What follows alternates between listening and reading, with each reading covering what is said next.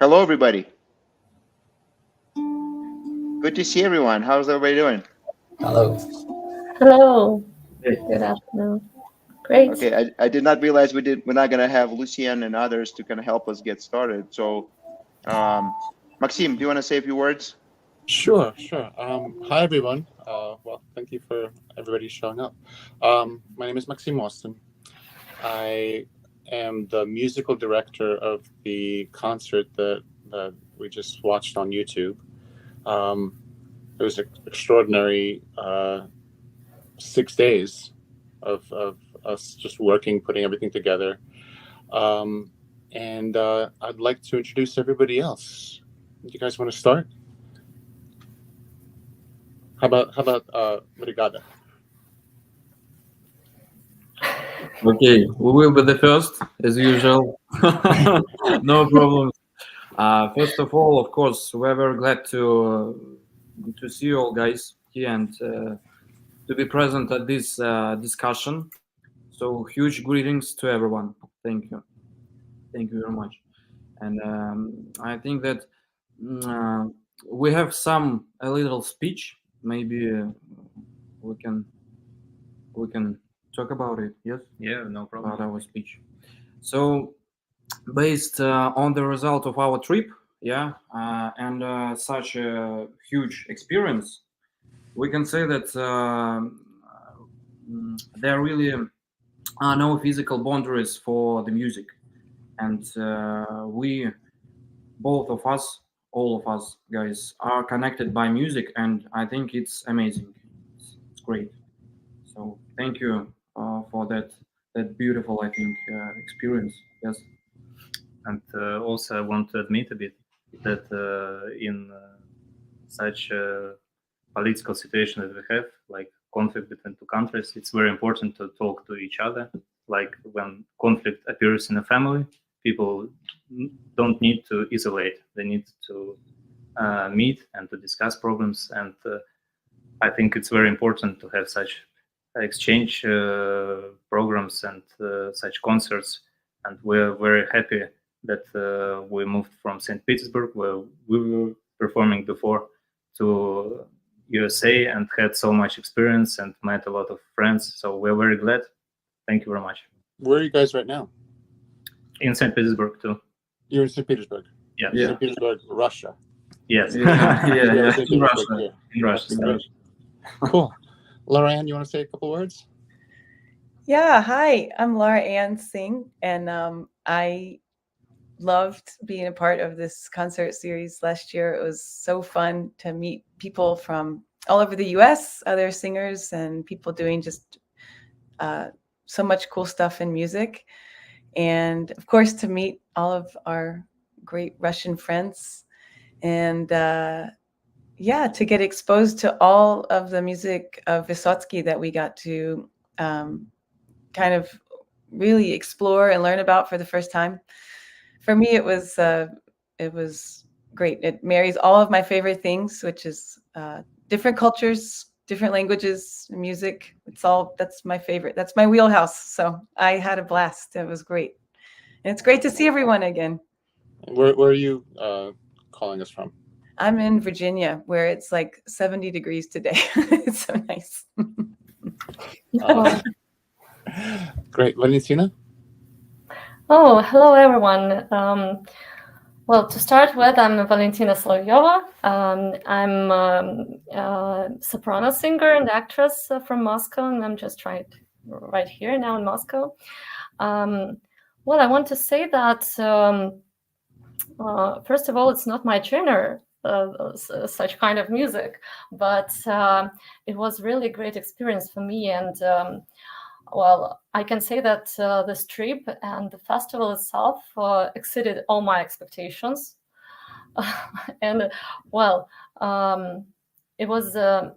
I was really pleased to work with such professionals as you, Maxim, and your team, and of course, talented participants.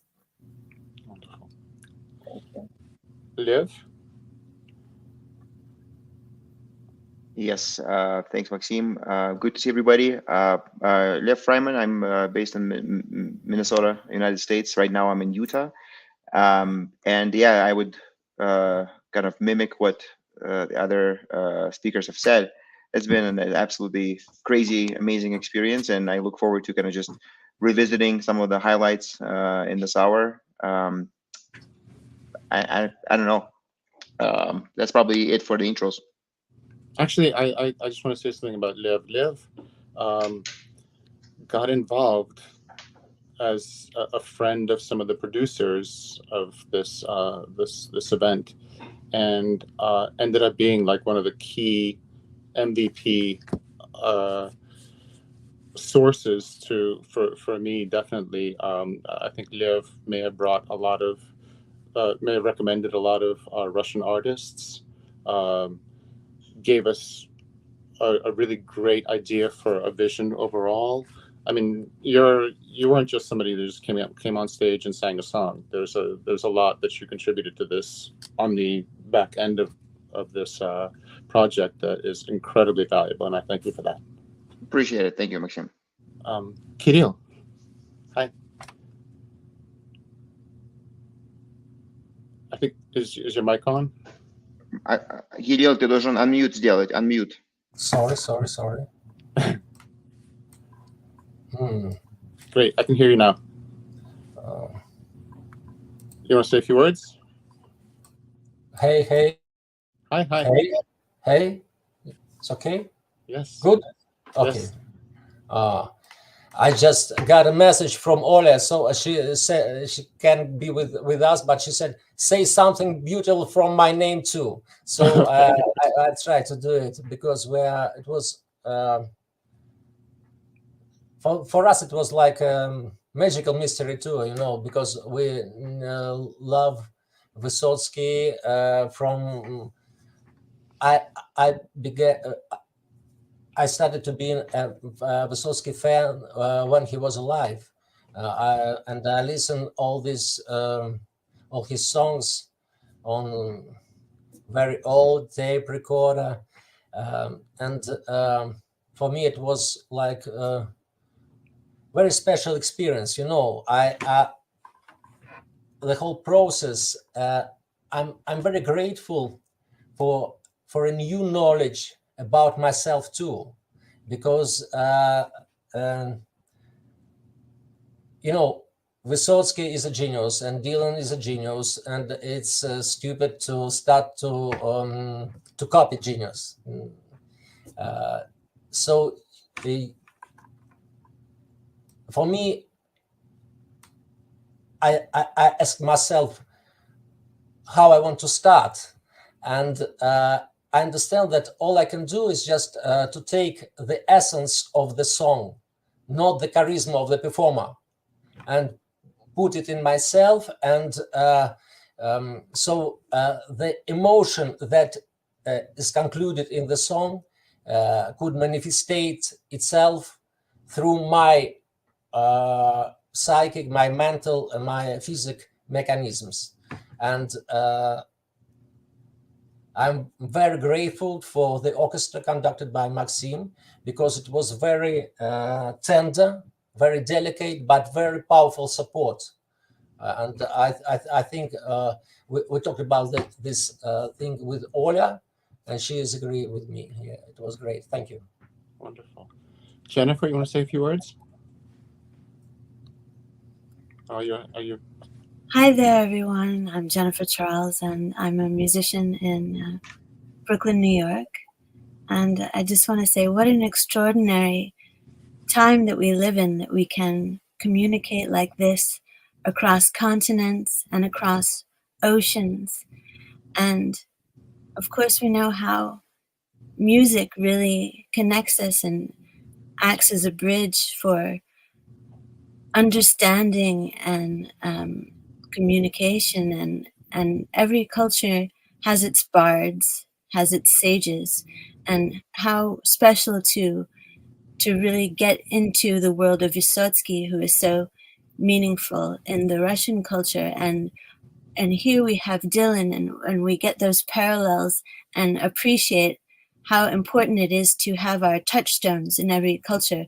And as musicians, we can act as conduits to bring that to the people, and to work together with musicians from Russia is just extraordinary and such a gift. Wonderful.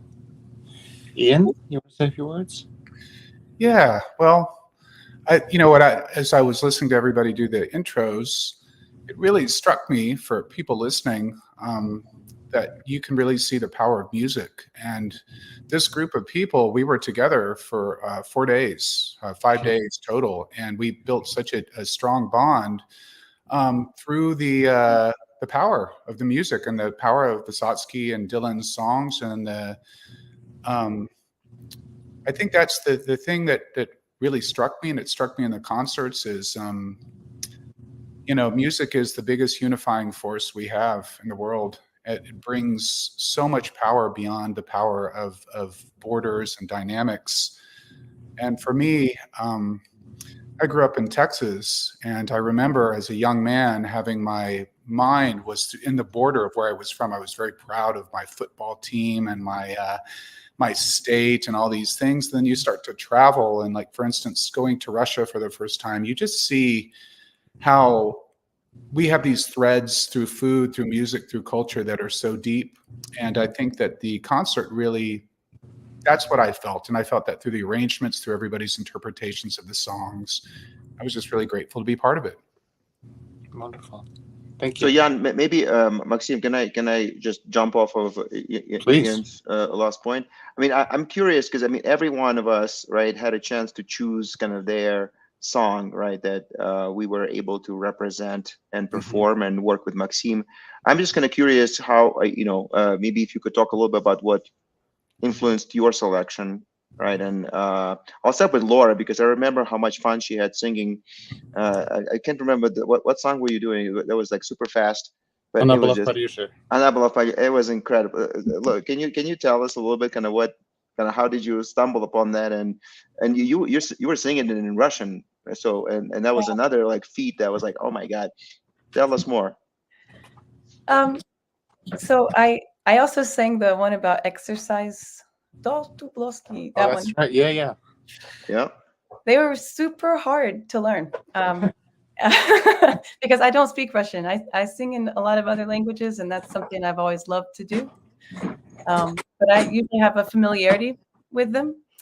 And for Russian, it was kind of starting from scratch. And I have this deep feeling, I feel really strongly about that for a long time, the rest of the world learned songs in English because we export so much music. And we kind of, like with rock and roll and all these things, like, people all over the world know songs in English, even if they don't speak English. And Americans never do that. Americans never put themselves in a position to have to sound stupid. It's really humbling when you're trying to learn something from another culture and make it a valid offering to people who this music really means something, And I thought that I loved reading about Vysotsky and learning about him, and the songs were so fun, and people responded so emotionally when they would hear them, and it's just like Dylan for us, it's such a good parallel. So for me, that was part of my motivation. I love putting myself in that position to say, like, okay, this is not my native language. This is not something that I'm super familiar with. I know I'm going to sound like a foreigner. What if I offer that as like what I can bring? Because this music, I want to connect to something that means something to someone else. So that's kind of that's why I chose those Vysotsky ones. I thought they were fun, and I like his humor a lot. I think the humor of his songs is one thing that is this huge uniter, right? Like, people from all over Russia love him because he made everyone laugh. And he was clearly like a brilliant poet as well. But and he could talk about themes that were really like multi-level, and which is exactly what Dylan does, to be able to use metaphors in a way that's incredibly layered. So I chose my favorite Dylan songs, and then I wanted to challenge myself to do something that I hope people would receive in the way that I intended it, which is just, a little bit humble, a little bit thank you for letting us try this, Yeah, no, it was such joy, and plus, again, I remember the arrangements. They had this kind of Latin feel to it. It was kind of this perfect, blend of multiple cultures. Maybe I'll go next. I don't know who else. Maybe Kirill. And you could talk in Russian if you want.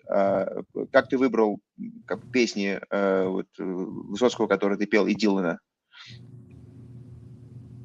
Опять ты на мьюте. Я сначала хотел взять песню Боба Дилана «All Along the Watchtower», но Максим сказал, что мы берем только с первых 5 альбомов. И действительно, у Дилана, у него же все песни очень персональные, очень личностные. Поэтому, когда мы говорим о Бобе Дилане, мы говорим о разных периодах. У него был акустический... Maybe I'll try in English. Talking about Dylan, we talk about different periods. Acoustic period, psychedelic period, and electric period when he played with band. All of his songs are very personal. Talking about Vladimir Vysotsky, it's something different because he is an actor, and he know how to sing and to talk on behalf of some character. And for me, it was very interesting to take. I took the song about the beast, история о вепре, королевстве, где все тихо и складно. И я взял песню «Чужая колея», «Someone Else's Lane». И что касается Боба Дилана, то я взял лирическую песню, которая называется «One Too Many Mornings». And I put it in the groove that I like. I love this kind of some bluesy groove, and I think I had fun. For me it was good. Great, thank you, Kirill. Does anybody else want to talk about their selection, or we can I just jump in? Yes, please. One of my favorite memories leading up to the intense week that we had is going to Jennifer's loft and working with her on the phonetic Russian pronunciation. I thought Jennifer, you were fearless to be like, okay, I'm going to do it in Russian, and we spent a couple of hours trying to do every syllable, and she's writing, I don't even know what, like a whole notebook worth of things of how to pronounce this particular word. To Laura Ann's point, like the idea of putting yourself out there and trying to interpret a song that is not in your language. First of all, for me, I don't even sing, so try and interpret a song that's not in your language is absolutely fearless. So, if you want to say something? I want to come. Yeah, maybe Jennifer, you would be next, because that was my recollection. Like when I came into the rehearsal space on that Wednesday, whatever, the first thing I heard was you singing in Russian, and it was such a different arrangement. First of all, of the song, it was so unique and so like drawing you in. Can you talk about your process? Because first of all, your show at the end of the week, where a bunch of us got a chance to go and see you guys play live, that was the highlight musically for me. Just to see you take, you doing your thing. But can you talk to us a little bit about how your creative process worked for the show? Well, thanks guys. First of all, it was. I guess I'd say that I approach the way I approach everything, which is to internalize the material and to go as deep as I can. And for me, language is sound, and sound is music. So when you, it's just like playing by ear. So even if you don't know what, if you don't read music, which I don't, I've been involved in concerts in classical concerts where everyone else is reading, and I just approach it by ear, and it's the same way with another language for me. It's just trying to tune your ears to those specific sounds in the same way that you would with different melodies and different tunings. So, but as far as choosing the material, I also like to choose material that I think I could do something with. So whereas you can appreciate other songs all the time, and you're like, oh, I think this person could really do this because it suits their person, it suits their voice. It's something that, and so I try to pick things that I think I could bring something new and different to, while being authentic in my own self. That's all. Very cool. Thank you. Maybe we can say some words, if you don't mind. Давайте. Firstly, we want to say that Laura and Jennifer are their heroes, because to sing a song in Russian and not speak Russian language, it's really difficult. And I think that I remember that me and Boris, we were shocked how it was cool to listen the songs of Vysotsky in Russian by you, Laura and Jennifer. Thank you very much for that. It's great. Also about our choices of the songs, I think that about Oxford Town by Bob Dylan, I think it was maybe because it's an relevant song for American history, for because of the communication between people in America. And also about the songs of Vysotsky. Firstly, I remember that in our school program, some of these songs were included, and we understood that these songs are народные.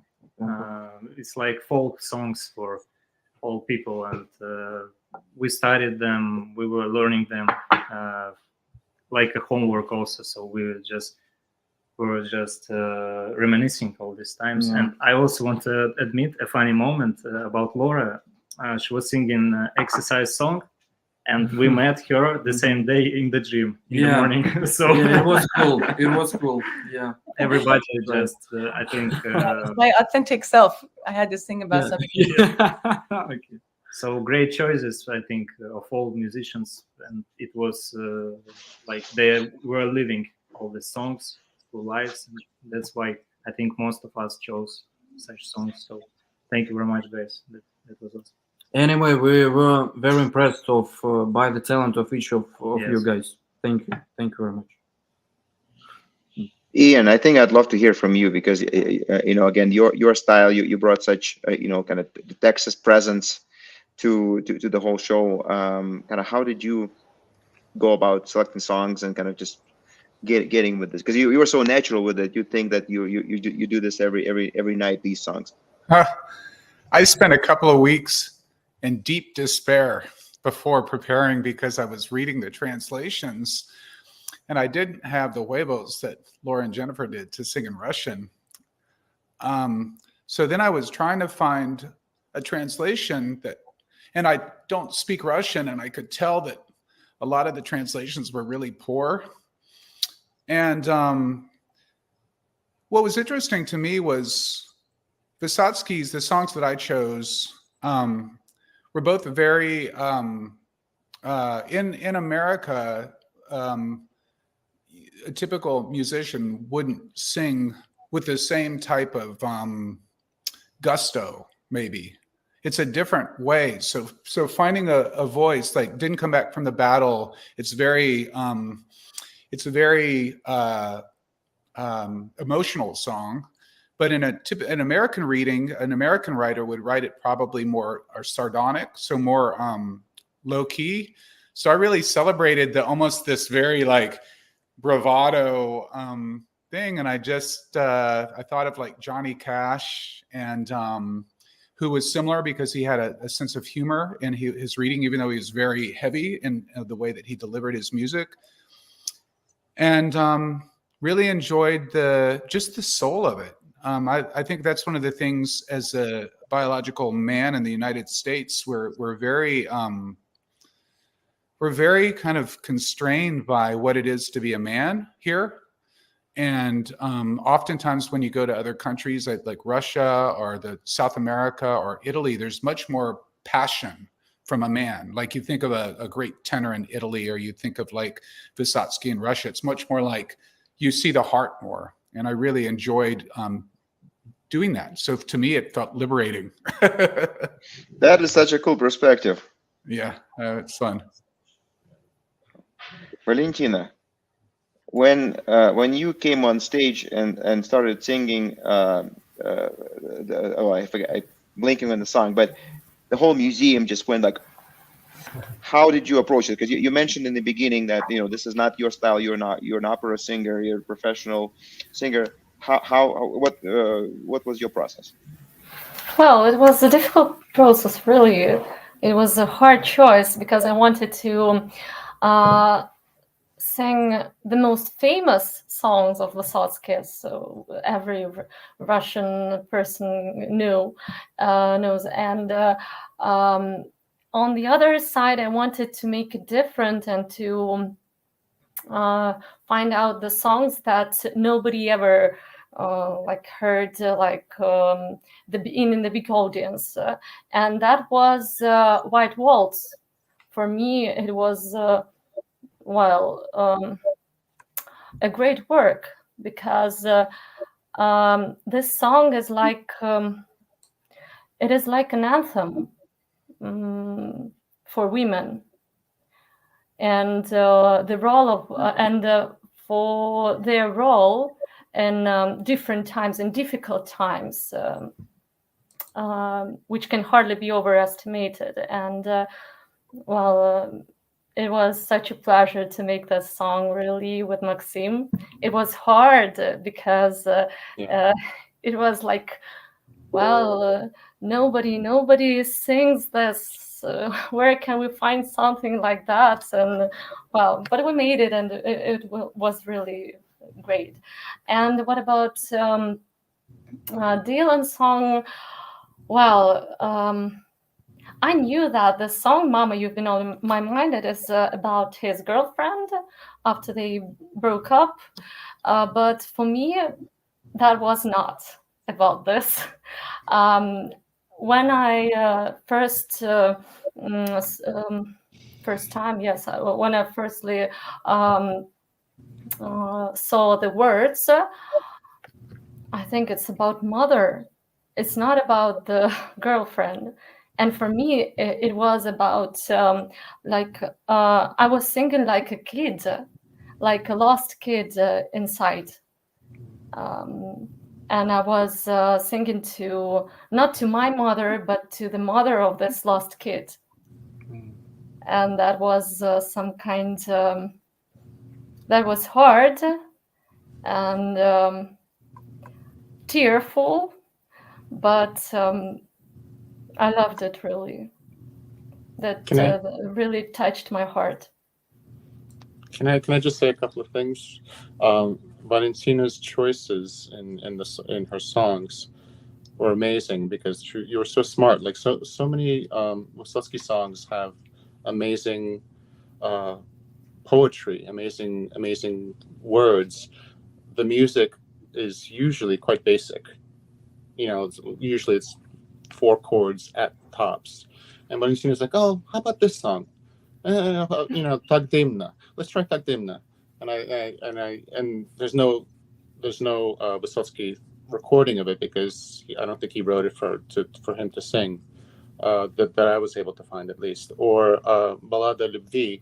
These are all songs that are musically quite advanced, and you were like choosing one banger after another, and I was like, okay, well, I need to write a big arrangement for this one. Okay, I need to write another big arrangement for this one because they were big canvas songs, and they all needed that big treatment. And so you really challenged me to rise to your level in setting those things. So I thank you for that. And the other thing is, Mama, You've Been on My Mind. There's such an amazing. Your performance was so amazing. I mean, talk about, I'm just an opera singer, and then all of a sudden you like go bluesy on us. I want to say that that song had no rehearsal. We got 50 songs, I believe, to go through, and that song kind of like fell in between the cracks, and we thought that we would be able to rehearse it on the sound check for the Saturday show, but that sound check was one of the most chaotic sound checks I think I've ever been a part of, because we were trying to build the stage and make sure that all the amps work and everything, and then about 20 minutes before the show starts, Valentina comes up to me with these big eyes and she says, "What about the Dylan song?" And I said, "What? Oh my God!" We ran backstage. I think there may have been a guitar. There may have been like, they may have been like a little bit of a drum set, and we threw that arrangement together. Just like with this whole production, we were not really sure what was going to come out when we started playing, but especially for that song was raw as hell. So I just want to put that out there as how amazing a feat that was. Thank you. It was real. Yeah, it was fun. So I know we have a couple of folks watching, and some questions are coming up. And so maybe we have a couple of questions. So if anybody wants to take this one and talk a little bit about it, feel free. Talking about the parallels between Dylan and Vysotsky, and why kind of these two artists were chosen to be represented, or again, because none of us really decided who's going to be represented. We came in as artists, but to you, what are the parallels between these two? I can sort of venture my guess. Vysotsky to me was kind of like one of the leading voices of his generation. He really, really spoke what a lot of people were thinking. And I feel like Bob Dylan was also that, although he was reluctantly that. He started out being a voice of his generation and then sort of walked away from it, which is one of the reasons why songs like All Along the Watchtower or stuff from after 1965 seemed less appropriate for this program, because we wanted to catch the Dylan who was speaking for his generation. At least that was my approach to it. So to me, that was their parallel. Is they were both amazing poets, amazing wordsmiths who were expressing something larger than their own reality. Cool. I think it's kind of hard to add anything onto that, unless anybody wants to comment. Kirill, anything from yours? Well, for sure, both of them felt the nerve of their time and let the time pass through their songs, through themselves. But as I said before, I see a lot of differences. It's very interesting to look at these two poets and to understand that both of them are really voice voice of generations, but in different way. Because as I said before, I'm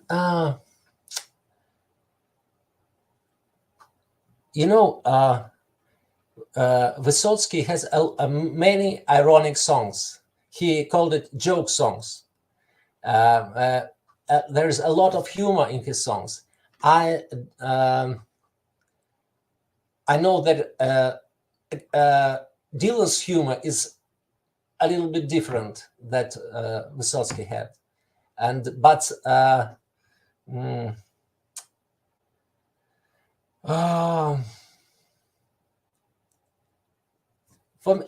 have no answer. I just have a lot of questions, and I have a lot of feelings to compare these two figures inside of me, and I love this guy and I love this guy, and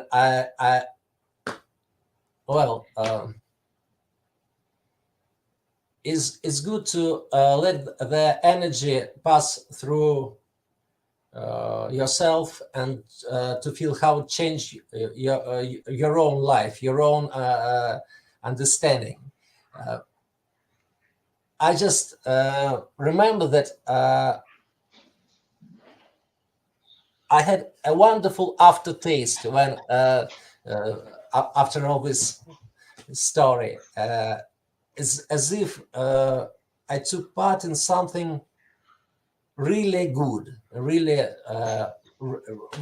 kind, and thank you for this film. Thank you. Yeah, maybe I'll just summarize it. To me, ultimately, music is not a sport, and although sometimes like everybody wants to like do these comparisons, and to me, I think the main thing that unites these people is the impact it had on millions, right, of their respective citizens or people that listen to their songs.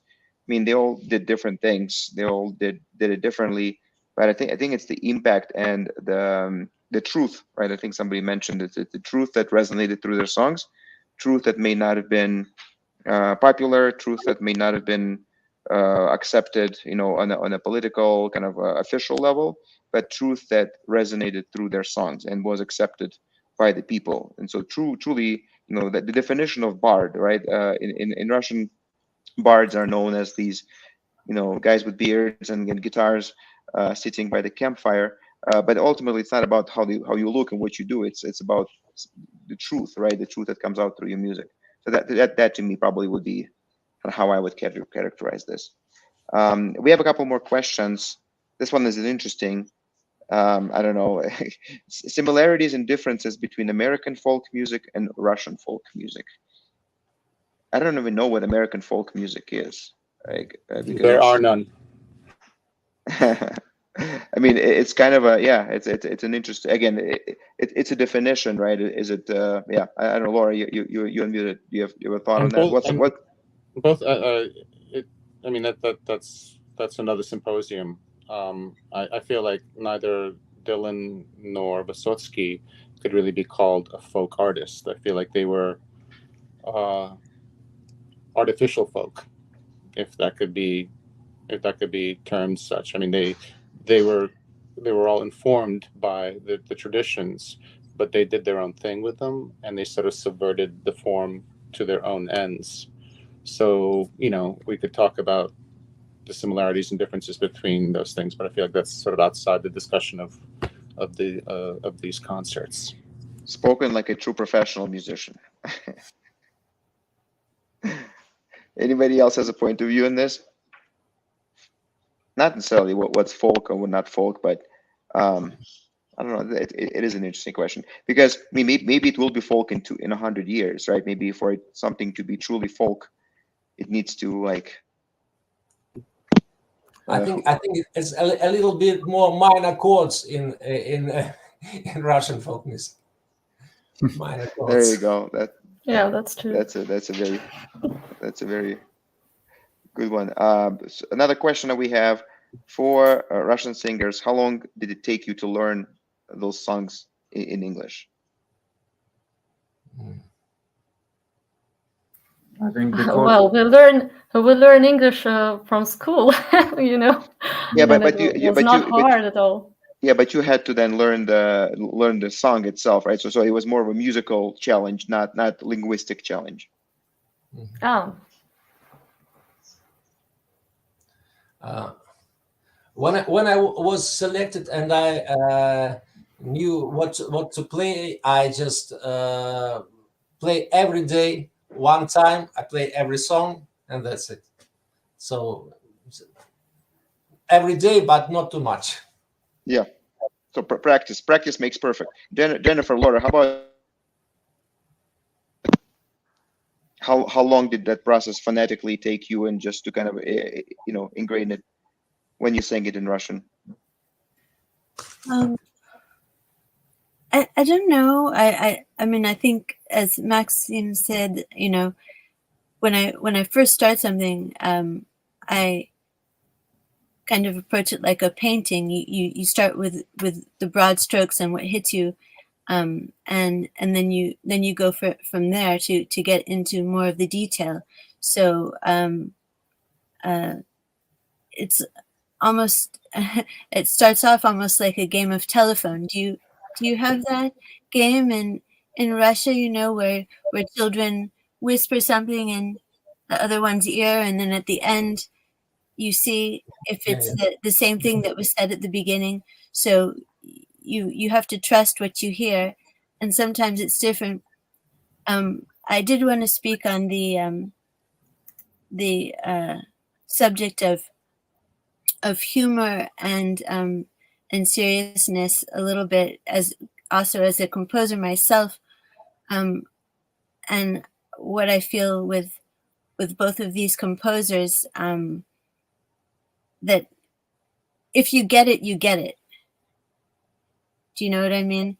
If you don't get it, it is what it is. And a lot of times people, the general public, might not understand it and say, why is this person making fun of this? Or why is this person saying this? This is outrageous.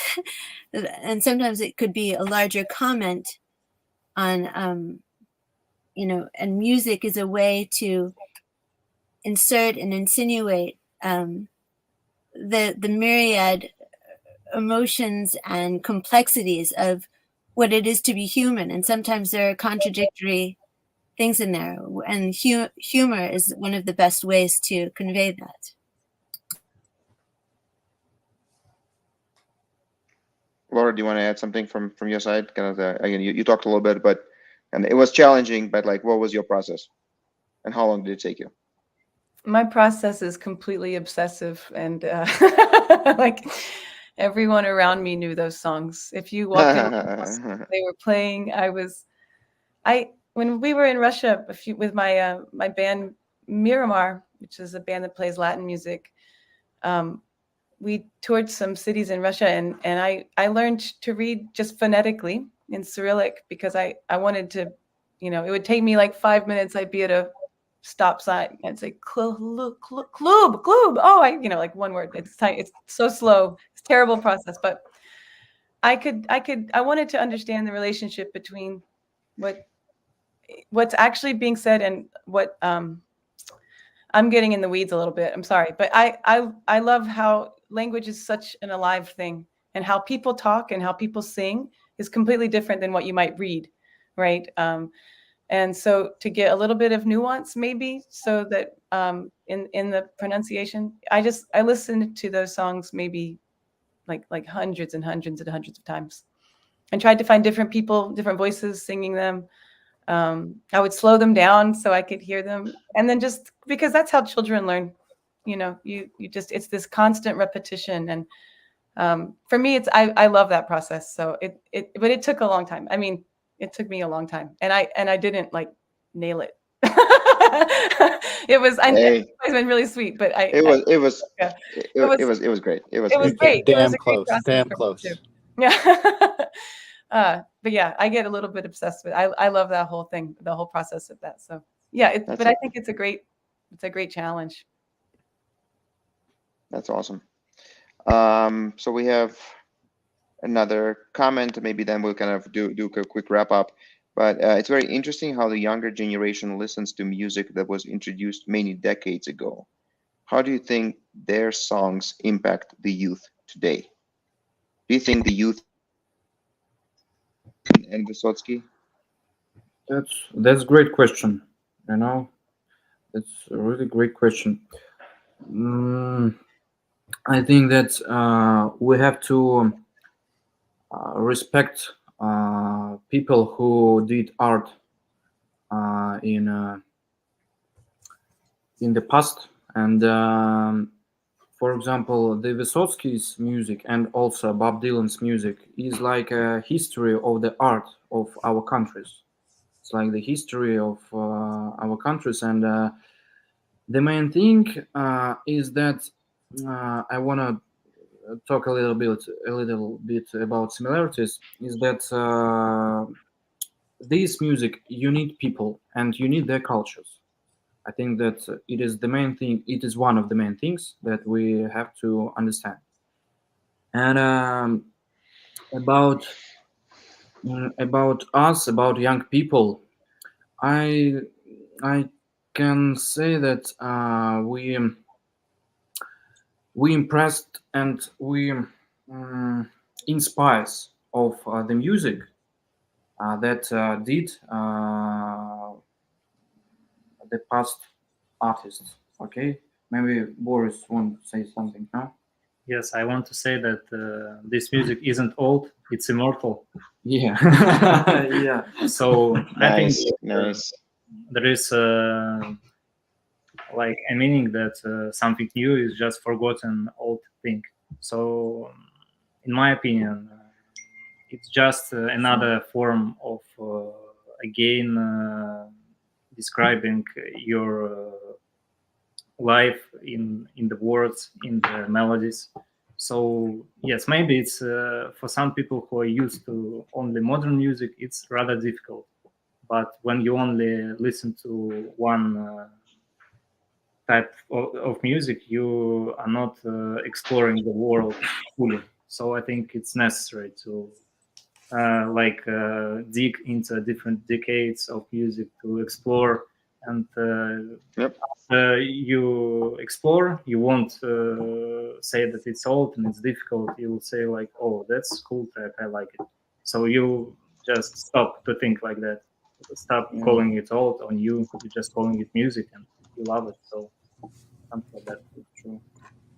Jennifer, I think you had a great reaction. Oh, go ahead. Can I ask you guys a question to all my Russian friends? And it's maybe a difficult question. Vysotsky wrote as a Soviet citizen, and a lot of his poetry is topical to life in the Soviet Union, and I'm wondering how much of it you find relevant to your life in post-Soviet Russia. I mean, I know he was working with human themes, and you can kind of take from there. But like, how much of it is like, oh, that guy lived in 1980, or he died in 1980. He was writing this in 1970, 1960. How do you find it relevant to you here in 2024? I think it's rather relevant because the government and the country, it is growing much slower than the people themselves. So I think changes happen just much slower, and we of course see some impacts of that time nowadays because many people are still alive of that times and they think the same, and they teach their daughters and sons the same things. So of course we have like a new country, not USSR, but some big and important ideas still alive in people's heads. So we just very often feel the same things.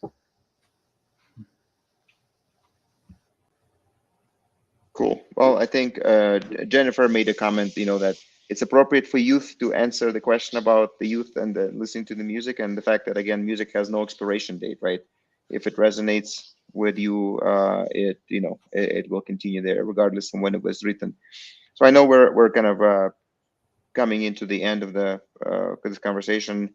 I would love to kind of get from everybody just highlight of those 6 days. It doesn't have to be musical. I mean, we can could be fun, could be, again, like what is the kind of one bright sort of memory that's gonna, that you're gonna remember? Who wants to start? I can start. I mean, for me, the performing the song "Что за дом стоит" with the orchestra that Maxim arranged. Oh my God, that was a dream of mine since I first heard the song performed by my idol Yuri Shevchuk with kind of orchestra, and it was such a recording that that was one of the Vysotsky songs that I knew by heart, and it still resonated with me. And so when that day of practice on Saturday at the concert at the museum, when I first heard the trumpet going off, I was like, oh my God, this is amazing. So to me, this was an absolute kind of personal highlight of that week. Thank you, Maxim, for making it happen. I'm a veteran of several productions by the acclaimed producer and impresario Hal Wilner. Jennifer knows how who unfortunately we lost in the COVID thing. And Hal had this process of putting on shows where he would invite all these amazing artists to come in and interpret the work of usually just one songwriter, maybe just one record, and then you'd have a band behind them, and there were no rules, there were no expectations. It was always an ambitious undertaking, no matter what it was, and nobody really knew what was going to happen at the end. And when the lovely Mary McBride asked me to help her put this together, this was a Hal event for me, and I did all this prep for it. I found all these translations which were useless. I talked with everybody. We selected all these songs, selected all these keys, which all got changed. And I knew that when we first started, when we first all got together, which was on Wednesday morning, rehearsal on Wednesday, rehearsal on Thursday, small rehearsal on Friday, concert Saturday, concert Sunday. We did not have enough time to do everything, and this would only be successful if everybody just opened themselves to whatever the possibility that presented itself was going to be. And I think that it's not a singular recollection, but to me, everybody did that tremendously, and the concert was the series of concerts was a tremendous success for me because everybody was just open, and I want to thank everybody for that. Yeah, the band was absolutely a highlight. So it was absolutely great. Anybody else wants to share kind of their highlight as we're wrapping things down? Well, I want to say a few words. Oh, Laura, do you want to start?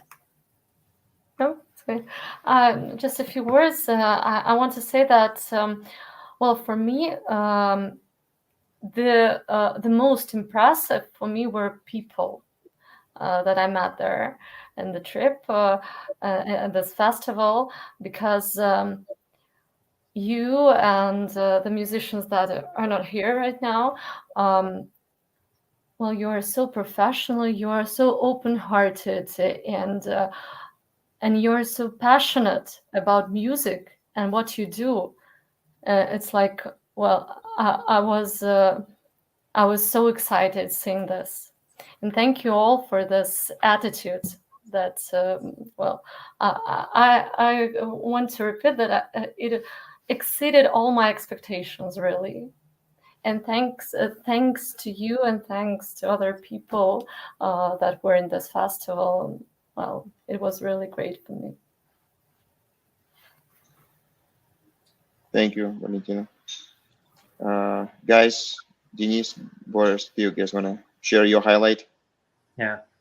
For me personally, it was the second concert that will be shown tomorrow, because we were given a chance to play some our stuff, some our compositions, and for me it was unbelievable experience, because it was like another country, a big, great scene, and great sound, really big hello to sound engineers and big thank you for them. Great work. Also, when we watched the concert, we really seen that again. So for me, that was the second concert in Makalasta. Which by the way was Lev's idea, including original. Yeah, I know. I remember something that Lev suggested, and I was like, yeah, I think we should probably do that. But also, I think one of the highlights, it was when we were in Olga's room, and there were a lot of people in this room, and we were singing some songs, and we were dancing also. I was a little drunk, and it was cool too. So thank you very much, guys, for that. Yeah, it's great impressions. Yeah, that was a true after party where we got kicked out of one place, ended up just cramming 30 people into a tiny hotel room, and enjoying some whiskey and chips, and singing some Dylan and Russian songs. Yeah, it was And Jobim, we did have some in Russian and Portuguese. That's right, we did that. All right, anybody else who wants to share their highlights, and then I think we can wrap up. Ian, do you want to say anything? I was going to say that, well, there was the duality that you guys have both talked about. Maxim's arrangements, being able to sing with such a wide musical background. There was so much breadth to the concert, so that was really phenomenal. But again, I think the thing that any viewers or listeners are feeling was the highlights were the communion of sitting in the room with 30 people, going to the venue to watch Jennifer's band play, and just being able to spend time with a group of people that we would never be together in normal life unless I came to Russia or you came to my town. And that was the best thing to me in the end. I mean, it was 5 days. Yeah. It was like because I think our Russian friends arrived very jet lagged on Tuesday. So it was really Wednesday, Thursday, Friday, Saturday, Sunday, goodbye. It was kind of incredible what we got accomplished in 5 days. Yes, I just want to second that, if I might. If the fellowship was the highlight, and in that way, it I think that embodies the spirit of Vysotsky and of Dylan both. And of course, playing music we love because that's what we all do. And I've worked with Maxim before, and he's an extraordinary musician and band leader and an arranger. So doing that in the beautiful museum, and what a museum, what a treat that was to be in that environment, and so grateful that that was opened up to all of us. But really, at the end of the day, it was the fellowship of our worlds coming together, I think. Well, I just want to add that someone said that the world is made from the stories. And Vysotsky is a great storyteller, and I think Bob Dylan too. And I think it was a good story for all of us, yeah? So thank you guys for this experience. Yeah. When I was in Russia, in Moscow, we met with several different people as we were obviously playing, and the quote that I kept hearing over and over again was a Dostoevsky quote that is, "Beauty will save the world." And I think we experienced a little bit of that in Minneapolis last year, for sure. Yeah.